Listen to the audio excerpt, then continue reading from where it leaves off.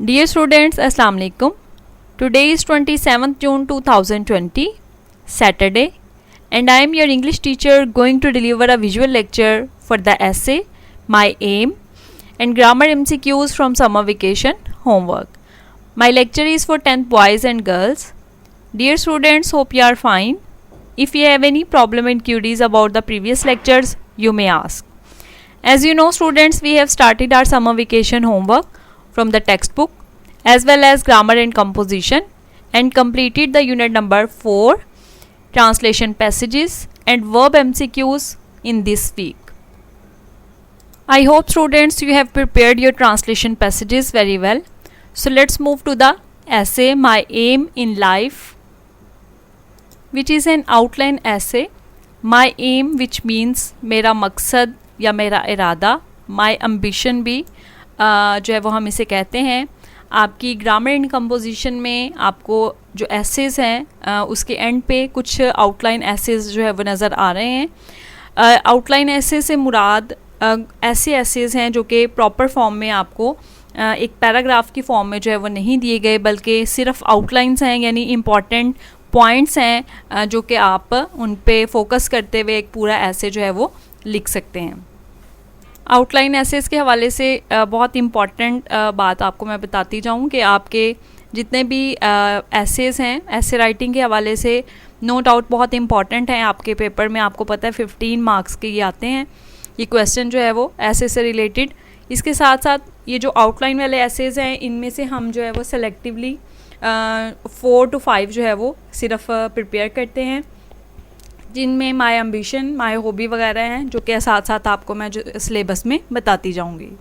ये जो important points आपको बताए जाते हैं आउटलाइन वाले ऐसे में, इन पे बेस्ड जो है वो आप पैराग्राफ की फॉर्म में एक फुल लेंथ ऐसे लिख सकते हैं.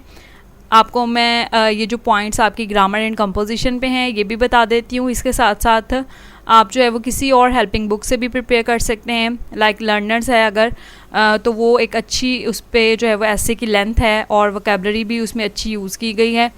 हमदर्द है एक बुक, उसमें भी अच्छी जो है वो वोकैबलरी यूज़ की गई है. इसके साथ साथ आप नेट पे भी सर्च कर सकते हैं, आपको अच्छा मटेरियल मिल सकता है.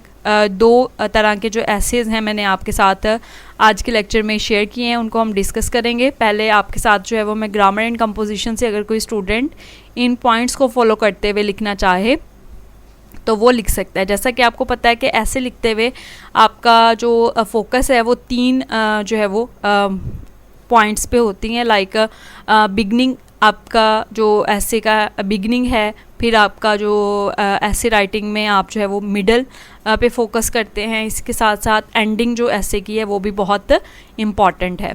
तो बिगनिंग में हम जो है वो उस टॉपिक से रिलेटेड इंट्रो करवाते हैं कि लाइक माय एम्बिशन है, तो माय एम्बिशन में एम्बिशन है क्या, ठीक है. आप जो है वो सबसे पहले अपने ऐसे में ये लिखेंगे कि एम्बिशन मीन्स जो है वो क्या है, इसका मतलब, और ये इंसान की लाइफ में जो एम या एम्बिशन जो है वो कितना इम्पॉर्टेंट है, क्या अहमियत रखता है.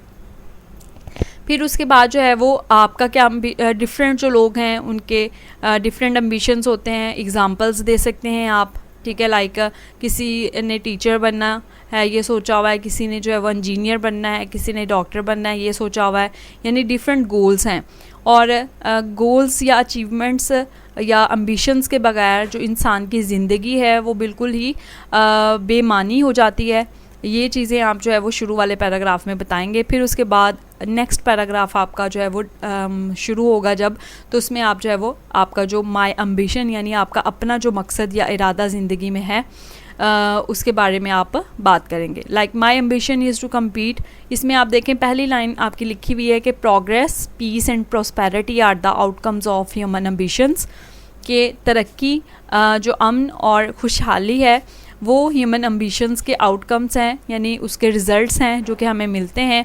यानी जब हम अपना एम्बिशन, अपना गोल अचीव कर लेते हैं तो हम प्रोग्रेस की तरफ जाते हैं, हम जो है वो ज़हनी तौर पर सुकून में आ जाते हैं, हम फाइनेंशली जो है वो सुकून में आ जाते हैं, या जो है वो ज़िंदगी जो है वो हमारी पुरसुकून हो जाती है. इसके साथ साथ प्रॉस्पेरिटी की तरफ जो है वो हम चले जाते हैं. फिर उसके बाद जो है वो my ambition is to compete for a superior post in the CSS examination.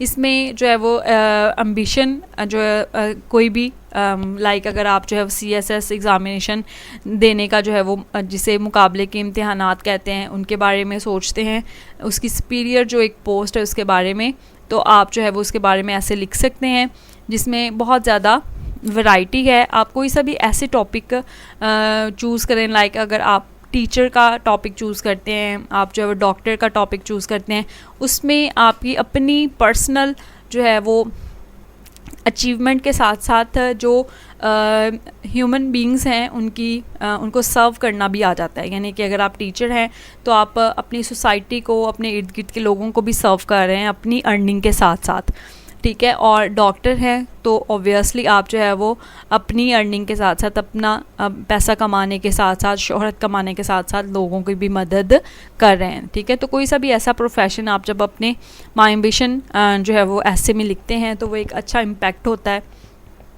आपके चेक करने वाले पे, क्योंकि हमने सिर्फ अपना एम्बिशन, अपने पर्सनल जो पर्पसेस हैं उसको देखते हुए हमने नहीं लिखना। ये चीज़ आपने फोकस करनी है। फिर इस जो है वो उसके बाद लिखा हुआ है not for vanity but for setting a new trend of serving fellow citizens. वही बात जो भी हम कर रहे थे कि सिर्फ शोहरत कमाना जो है वो मकसद नहीं है, बल्कि अपने जो फेलो सिटीजन्स हैं, शहरी हैं, उनकी मदद करना, उनको जो है वो हेल्प आउट करना भी जो है वो एक मकसद है। We hear a lot about corruption. हम जो है वो करप्शन के बारे में बहुत ज़्यादा सुनते हैं। मिस यूज़ ऑफ पार्स जो ताल्लुकात हैं, जो ताकत है आपके पास, उसका मिस यूज़ होता है। Foul play, rudeness, red tapeism, यानी जितने भी सरकारी अफसरान हैं उनकी तरफ से इस तरह के बिहेवियर जो है वो देखने को मिलते हैं। तो CSS एग्ज़ाम्स देने के बाद आपको पता है कि किसी भी प्रोफेशन में आप एक अच्छी पोस्ट पे जा सकते हैं। लाइक अगर आप पुलिस के डिपार्टमेंट में जाते हैं तो वहाँ पे भी एक आपको अच्छी पोस्ट मिलती है। फिर इसी तरह से जो है वो आप अगर वापडा में जाते हैं या सुई गैस ऑफिस वगैरह, इस तरह के जितने भी आपके सरकारी महकमे हैं, टीचिंग में, ठीक है, फॉरेन जो मिनिस्ट्री है उसमें, CSS एग्ज़ाम्स के बाद आप जो है वो किसी भी डिपार्टमेंट में किसी अच्छी पोस्ट पे हायर होते हैं, ठीक है। तो वहाँ पे एक अच्छी पोस्ट पे रहते हुए आप जो है वो इस तरह की चीज़ों को ईज़िली हैंडल कर लेते हैं, लाइक करप्शन, फिर रूडनेस वगैरह, जितने भी सरकारी बिहेवियर हैं, रवैये हैं, जिनसे हम जो है वो कभी कभी बहुत ज़्यादा फेडअप हो जाते हैं। सोसाइटी उनसे बहुत ज़्यादा फेडअप हो जाती है। गरीबों को जब इंसाफ नहीं मिलता, गरीबों की कोई भी सुनवाई नहीं होती किसी भी जगह पे। I pray to Allah almighty for moral courage. वो उसमें ये लिखेंगे आपके मॉरल करेज के लिए आप अल्लाह ताला से जो दुआ करते रहते हैं। To serve in the best interest of my country, मुल्क की जो है वो खिदमत है। इसमें ऑब्वियसली करप्शन के बारे में जब आप सोचते हैं। To create a personal example of fair play and efficiency, कि आप अपनी एग्ज़ाम्पल जो है वो अपने आप को जो है वो सेट करेंगे as a model fair play और एफिशिएंसी के हवाले से। To refrain himself from evil temptations, to live within my fair means, जायज़ जो ज़राए हैं उनमें ज़िंदगी गुजारेंगे आप, जिससे आप दूसरों के लिए एक मॉडल के तौर पे जो है वो काम करेंगे। फिर इवल टेम्पटेशंस यानी लालच या तरगीब जो है बुरी, पैसा, रिश्वत वगैरह, ये ताल्लुकात का इस्तेमाल, इससे अपने आप को दूर रखेंगे। To hate ostentation, to decide cases on merit, और मेयार के मुताबिक जो है वो आप फैसले करेंगे। To implement schemes for general uplift, अगर आप CSS के बाद जो है वो जज की पोस्ट पे या जो है वो आप इसमें चले जाते हैं, सियासत में चले जाते हैं, तो आप जो है वो केसेस को जो है वो डिसाइड करेंगे मेरिट पे, और इम्प्लीमेंटेशन होगी जनरल अपलिफ्ट पे, यानी आवाम के मफाद के लिए जो है वो आप काम करेंगे। ये सारी जो है चीज़ें आप अपने ऐसे में लिख सकते हैं। अगर आप जो है वो CSS एग्ज़ामिनेशन के बारे में माई एम जो है वो सेट करके आप इसके बारे में लिखें तो आपके पास एक बहुत मटेरियल है, आप जो है वो लिखेंगे। अगर आपने सोचा है कि आप इस टॉपिक पे लिखें तो आप नेट पे सर्च करें, आपको बहुत ही ज़्यादा मटेरियल, बहुत अच्छा मटेरियल जो है वो मिल जाएगा। और आपको वर्ड्स की जो लिमिट जो है वो पता है कि आपने जो है वो इतने वर्ड्स पे मुश्तमिल जो है एक ऐसे लिखना है। ऐसे राइटिंग के हवाले से